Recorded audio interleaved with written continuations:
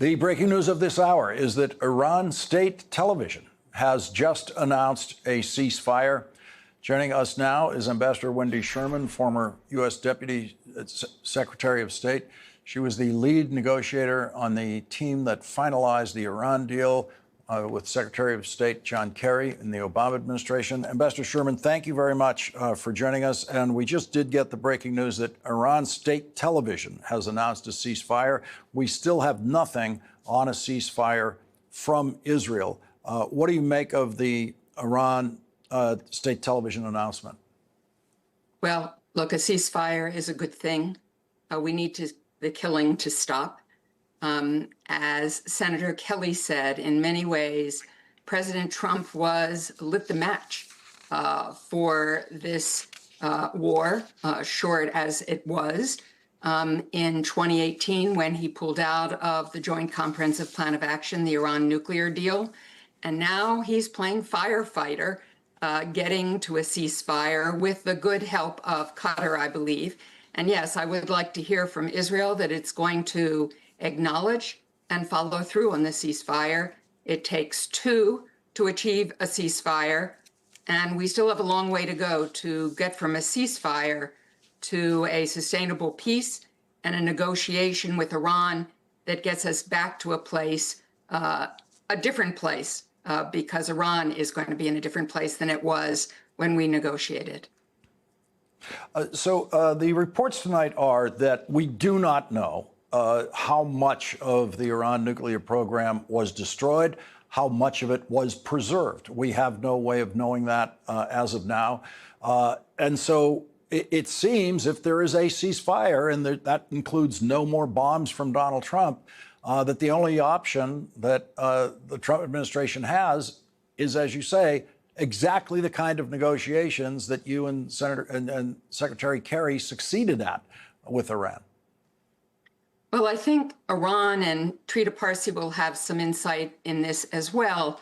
I think Iran is likely to hunker down, to be very cautious and wary of negotiations, given what's happened over the last several days when the President of the United States said, I'm going to give 2 weeks for a negotiation. It was all a deception to, in fact, bomb Iran's nuclear sites. We want all those sites to disappear. We want Iran not to get a nuclear weapon. No one wants Iran to get a nuclear weapon. But I worry, as Senator Kelly does, that Iran had enough warning that it hid a lot of that 400 kilograms of 60% enriched uranium, enough advanced centrifuges, and there will be many what I call hardliners inside of Iran who will now want to go for a nuclear weapon, believing it's the only way to deter Israel from attacking again or from the United States attacking again. So I think the IAEA is likely to be kicked out of Iran. Whether they leave the Nuclear Non-Proliferation Treaty or not, I don't know. I would expect that the Europeans will, when the snapback provision of the original deal comes due this October, they'll have to notice before then. Will probably use that snapback mechanism. But quite frankly, having sanctions reimposed that may have come off won't matter much to Iran, given what it has gone through. So I think Iran hunkers down. I think we will not know what's going on. You know, I was thinking about this, Lawrence, at one more thing. I remember so vividly in 2009, when the United States, the UK, and France announced that we had found through intelligence a secret facility named Fordo. The IAEA had not known about it. Through our joint intelligence operations, we were able to find it. I hope that we can get from this administration accurate intelligence, accurate bomb damage assessments, and that we can all have faith that what we're being told is the truth. Where would we be tonight if instead of ripping up the deal you and Secretary Kerry negotiated, Donald Trump had decided to become the enforcer of that deal? Well, to give you a comparison, Lawrence, I'm not a nuclear physicist, but the analysts that I've read over the last few days believe if that highly enriched uranium to 60% is hidden away with some advanced centrifuges, that Iran can very quickly make a dirty bomb and can probably within 4 or 5 months weaponize that amount, attach it to a launch vehicle, and have itself maybe not a well-tested, maybe not tested at all nuclear weapon. So we would have no way of really taking action if things move that quickly.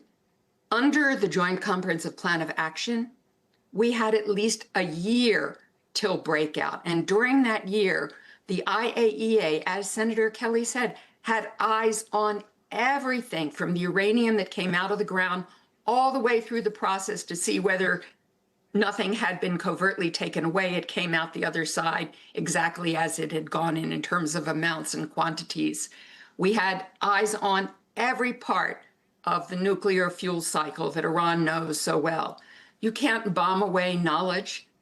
And so, indeed, we would have been in a much, much better place. We would have had the time, if Iran had tried to break out, to take military action if that was necessary. But we also may have had a relationship to deal with what became a very toxic Middle East. I'm glad for the ceasefire. I hope that it can lead to peace, to real peace, to a negotiated settlement that allows Iran is going to still want to enrich uranium. The administration and Israel have both said, no, everything has to be dismantled. I still think that's going to be a point of great contention, but we'll see where we go. What would Iran's incentive have been to fully comply with the deals that you negotiated? Well, they had sanctions relief, which was critical to them. Their economy is in a very difficult place. It was in a very difficult place then. They could be welcomed back into the international community. They were open to discussing issues like Hamas and Hezbollah and the militias that are so toxic in the Middle East. And yes, I'm glad that Hamas is weaker, that Hezbollah is weaker, that Assad is gone, that there's been a lot of pushback on Syria militia. All of that is good.